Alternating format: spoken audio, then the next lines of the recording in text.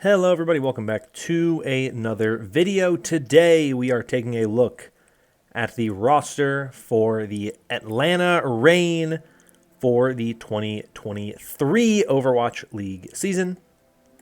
They finished last season with a decent first half of the year.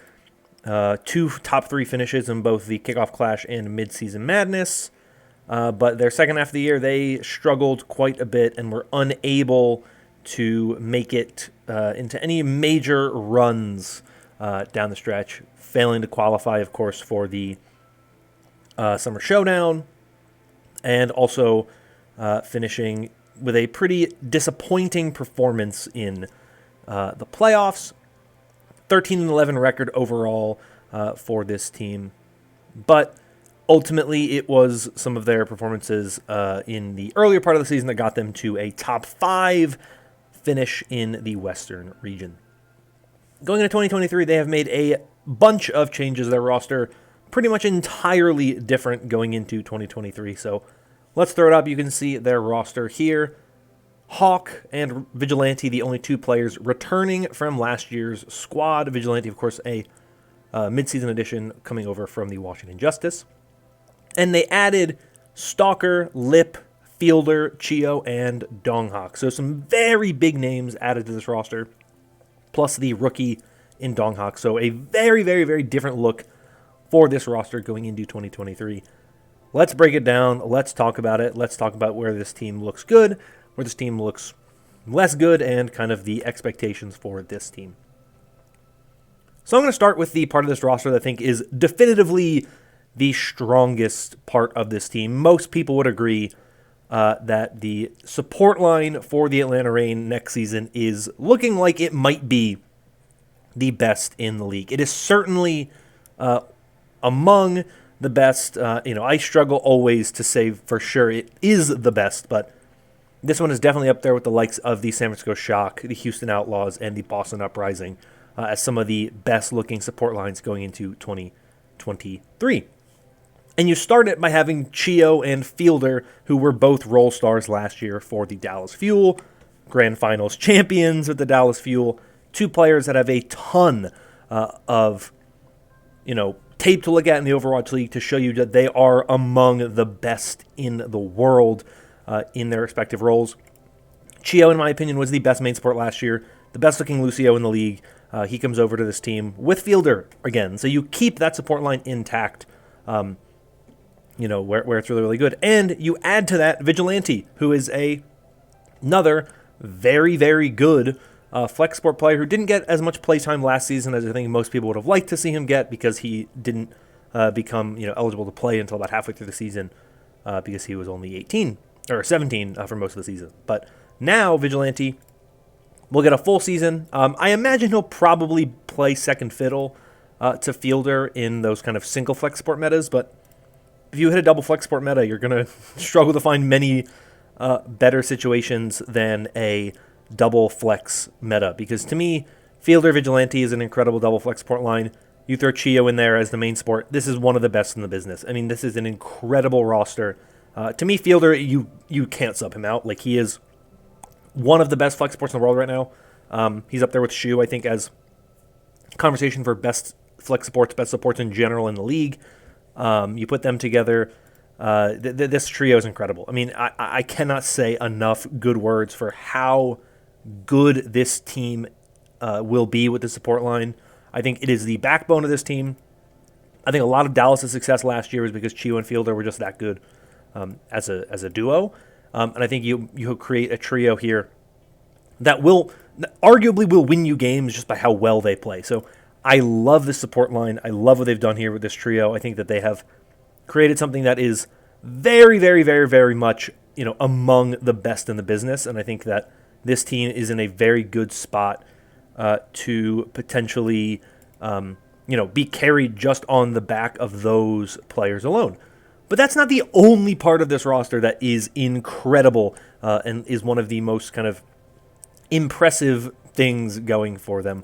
Because you also have to look at the DPS duo that this team has in Lip and Stalker and recognize we're looking at another fantastic piece of an incredible team. Lip Once again, another player, just like those support lines, one of the best in the world. He was a Role Star player last year. He was a Role Star player in 2021. He was a Role Star player in 2020. He is one of the best DPS players in the world. He's also a Grand Finals MVP from the 2021 season. He is among the best DPS players in the world. I don't think we have yet come to appreciate how great it's going to be to have Proper and Lip in the same region next year. And Pelicans in that region, and Kevsters in that region. The Western region is the region next year. It is incredible how much better the Western region looks than the Eastern region. We don't know fully what the Eastern region is going to be, but Lip is among the best players in the world. He's been consistently among the best players in the world for since he joined the league in 2020, and I don't really see that changing very much with him coming to this Atlanta Reign team that has a lot of really good pieces on it. So I think he's still going to be very, very good, one of the best players in the league. And you pair him with Stalker. Similar type of player to Fleta and just kind of the flexibility in terms of what he can play. He was pretty good for the Seoul Dynasty last year. I think that there's an argument to be made this team should have another DPS player, another hit scan player, because Stalker's main role is not hit scan. However, I actually think that Stalker's one of the exceptions when it comes to kind of players where I feel very good about what he's able to play in that hit scan role.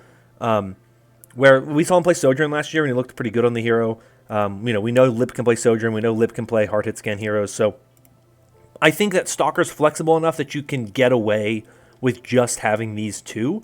I think there's definitely potential that this team could look to pick up another hit scan player at some point in the future if they feel like that is their kind of biggest issue is double hit scan. But, even though Stalker's main heroes are stuff like Genji and Echo, I think he's perfectly fine playing hit scan. We saw him play it pretty well last year.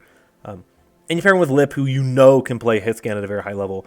To me, you have an incredible duo here that realistically will be able to cover everything you need. So I love what they've done with this duo. I love getting these two players. They were very aggressive in free agency.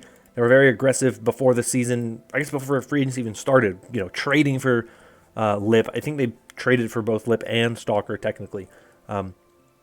They really went in to try to build the most successful team possible, and you can tell just how aggressive they were kind of making those moves with the DPS players in particular, because this is a very, very, very strong core. DPS and support, right? Those 5 players that I have mentioned so far, obviously only 4 of them will play at any given time.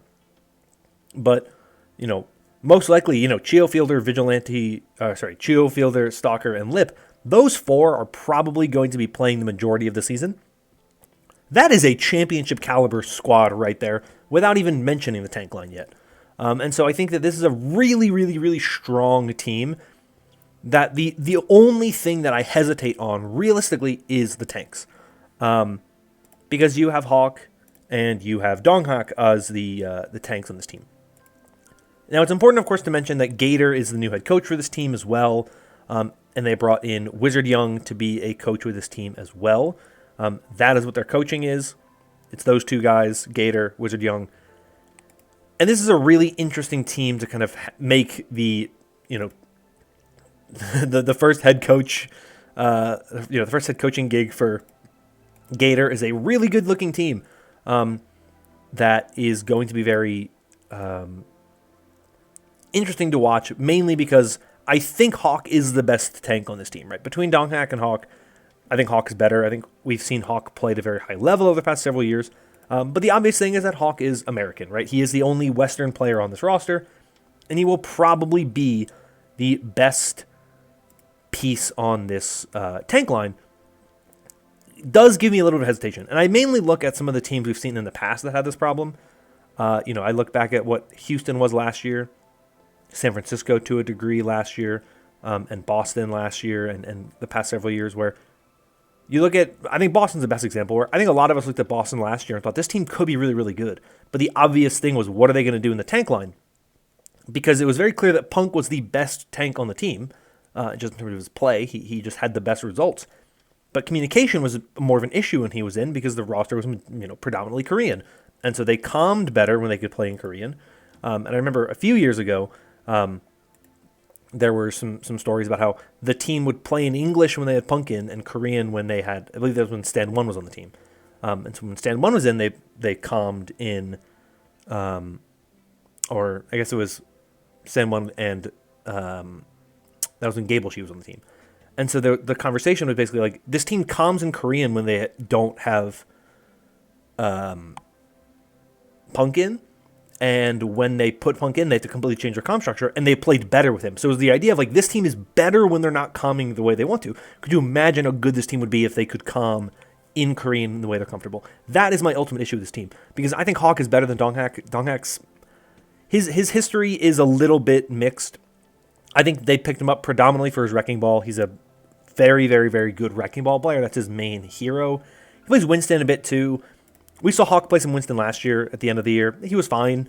I don't think he was anything too incredible on the hero. I mean, they subbed him out for Gator in the playoffs and didn't really find a lot of success. So my concern is if we get into a hard main tank meta, they are not going to be playing with Hawk, and they're playing with Donghak. And Donghak is, like I said, going to make communication easier.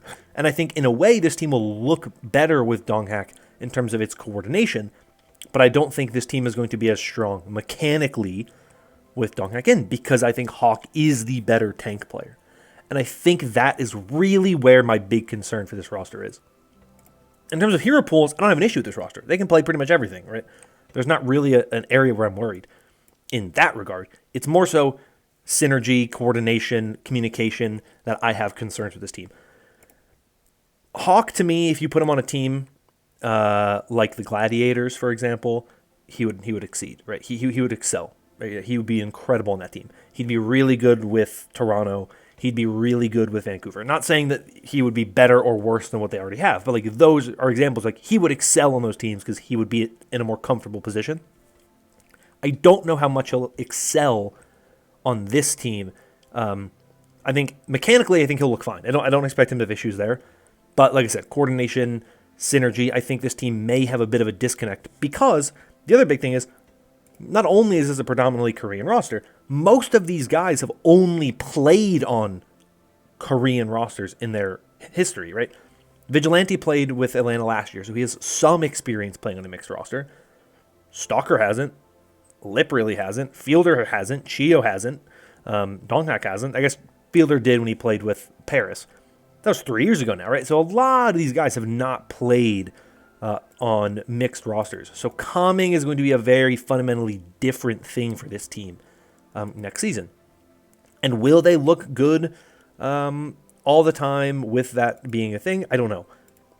I like Hawk a lot as a player. I've been hard on Hawk for a while, but I think last year he really proved to me how good he really is. Like, he is an incredible player, and he is one of the best that I've seen in the game in terms of the tank role mechanically. I want to see what this team does, though. And that's one of the reasons why I'm very excited for the Pro-Am, because we kind of get that preseason look for some of these teams. It will be very interesting to see what the Reign look like in the Pro-Am. Do we see Donghak? Do we see Hawk? And how does the coordination look? How does this team play together? Because that's my ultimate concern of what could keep them from being a championship caliber team. Because in terms of talent, they have what it takes to compete with the best in the league, right? They have the ability to compete with the Shock, who we think are probably among the best in the league. They have the ability to compete with the Gladiators. They have the ability to compete with the Outlaws, the teams we've already talked about so far, the Fuel. But do they have what it takes to be better all the time and be able to win those kind of hard-fought, really close matches where mechanics alone aren't going to win you games, where you need to be able to be the better team? It's a huge part of success is you can have the best players, right? But if you don't work well as a team, that doesn't mean you're always going to win. And so that's really where I'm kind of at with this team. But it's hard not to be excited for this team. It's hard, not to look at this team and just go, this looks so good. They should be one of the best teams in the world, because they really are that good. Like, they have the capacity for major success. in just purely based on talent. And I'm very excited to watch this roster play, and I think that they really do give me a lot of excitement just looking at the names, right? But with a rookie head coach and a potential room for issue in terms of communication as a team, where I think tank especially is such an important role for communication, right? If your tank is the one who's struggling most with communication, like they're the one who initiates, they're the one they do so much in kind of getting your team in the right place and ensuring that your team is ready to kind of get ready and be able to succeed at a high level, right? It's very, very important. So I'm very curious to see what this team does, how they perform. But I think they have so much talent that I don't think it'll be much of an issue.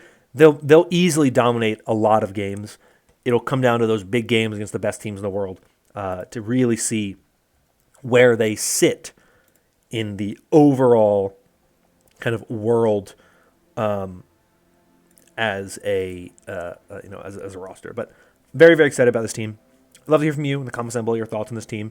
Do you share the same hesitations that I do, or do you think it's not going to be much of an issue? I don't know what Hawk's Korean is like. I know there was like things like he can speak Korean and then he can't speak Korean. I don't know what the state is there. So I'm going to assume that he probably doesn't speak fluent Korean. Maybe he knows enough to kind of get by in calming, but that always I think will be a bit of an issue. But I'm curious to hear your thoughts on this team. Do you think this team looks good? Do you think this team looks bad? Do you think this team's overrated, underrated, whatever it is? Let me know in the comments down below. But that's all from me for today. Thank you all so much for watching. If you enjoyed this video and want more like it in the future, consider liking and subscribing. I got a bunch of these coming out every week for the next several weeks. So if you enjoy them and you want more of them, make sure to like and subscribe, to stay tuned for the next one, which will be Wednesday, when we talk about the London Spitfire. Fun-looking roster, pretty good from last year. So that's all from me for today. Thank you all once again. Hope you're all staying safe and staying healthy. And until next time, bye-bye.